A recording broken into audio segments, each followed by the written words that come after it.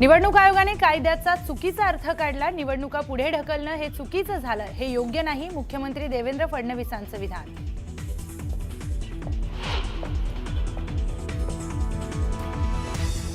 राणे विरुद्ध राणे असं होणं योग्य नाही। आम्हाला सर्वांना याबाबत आत्मचिंतन करावं लागेल।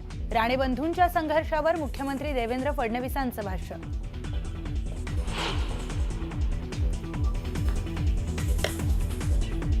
संजय राऊत बरे झाले ही आनंदाची गोष्ट। कुणीही आमचा शत्रू नाही, ते आमचे राजकीय विरोधक। राऊतांची प्रकृती सुधारल्यानंतर मुख्यमंत्र्यांचं विधान। तर मुख्यमंत्र्यांनी आजारपणात विचारपूस केली, राऊतांची माहिती।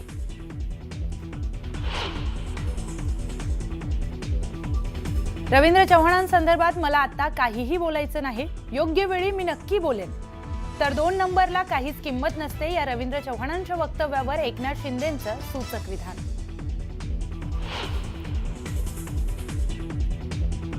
जेवढी माझ्यावर टीका करणार तेवढी मला जास्त मतं पडणार।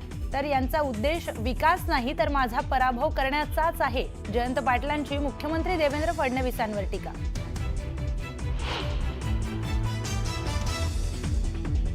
आडनाव गोरे, धंदे मात्र काळे। मेहबूब शेख यांची जयकुमार गोरेंवर टीका।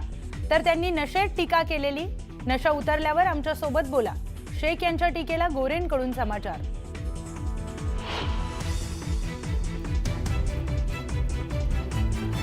माजी आमदार शहाजी बापूंच्या कार्यालयावर छापे। शहाजी बापूंची सभा झाल्यानंतर छापे टाकल्याची माहिती। एलसीबी पथक आणि निवडणूक आयोगाच्या पथकाकडून तपासणी।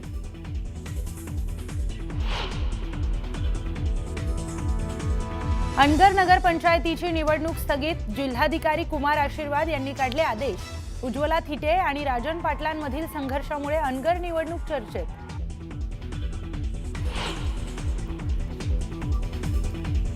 नगर परिषद आणि नगरपंचायतींच्या निवडणुकीसाठीच्या प्रचाराचा आज शेवटचा दिवस। राज्यभरात नेत्यांच्या सभांचा धडाका। रात्री 10 वाजता प्रचाराच्या तोफा थंडावणार।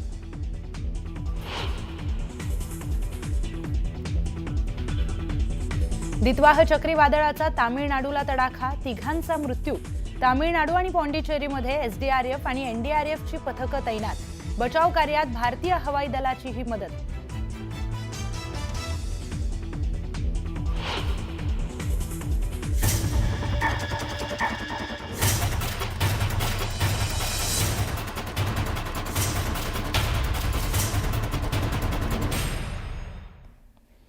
नमस्कार, मी प्रियंका लाठी। आपण पाहताय न्यूज 18 लोकमत। बातमीपत्राच्या सुरुवातीलाच बातमी आहे पुण्यातून।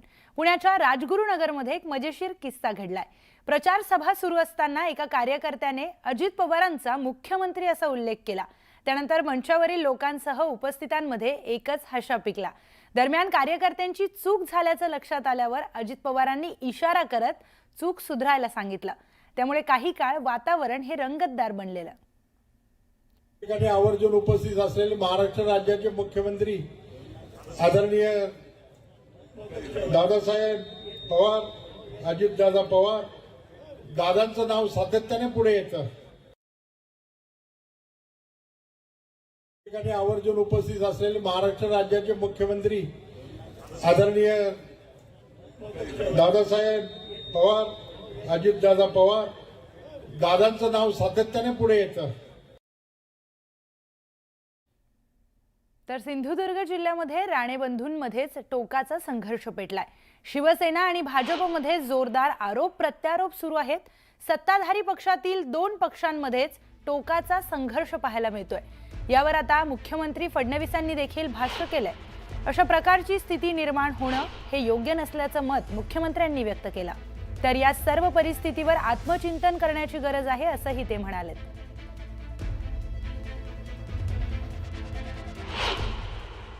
खरं तर जी काही परिस्थिती पाहायला मिळते ती काही चांगली नाही आहे।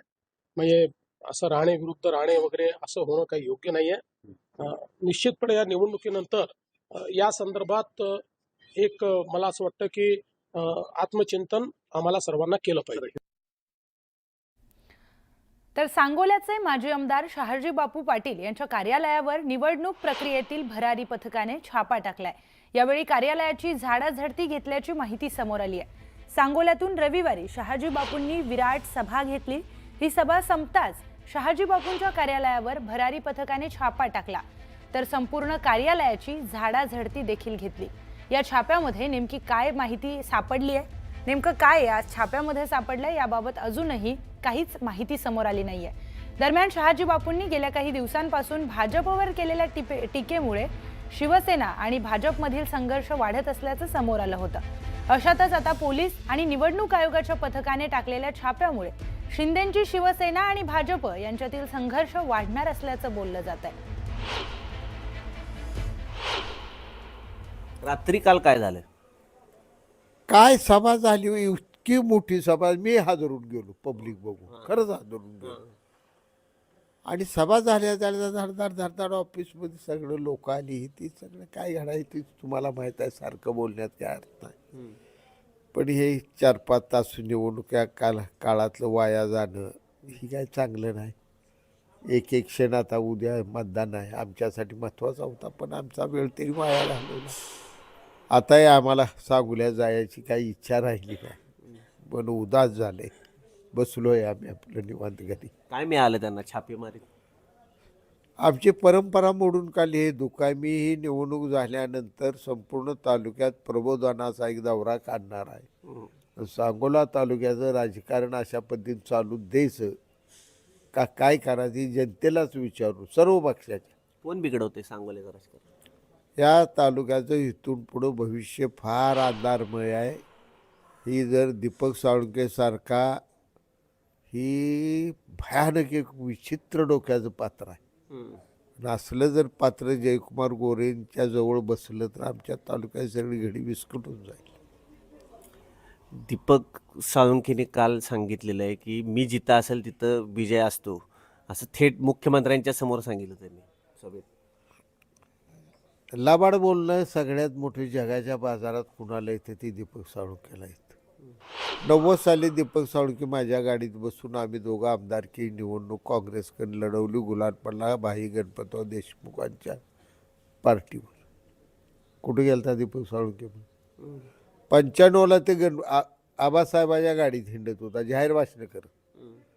मी आहे काँग्रेसचा हाताचा उमेदवार, दीपक साळुंखे आहे काँग्रेसमध्ये, स्टेजवर गणपतराव देशमुखांच्या उघड गुलाल पडला माझ्या अंगावर। कुठे गेलता रे गुलाल?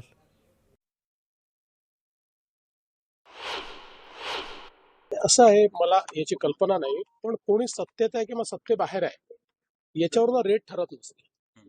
समजा एखादी तक्रार आली, आमचे काही कार्यकर्त्यांच्या संदर्भात तक्रार आली, तर त्याही ठिकाणी चौकशी करता गेले। इव्हन अनेक वेळा माझी देखील गाडी तपासली जाते।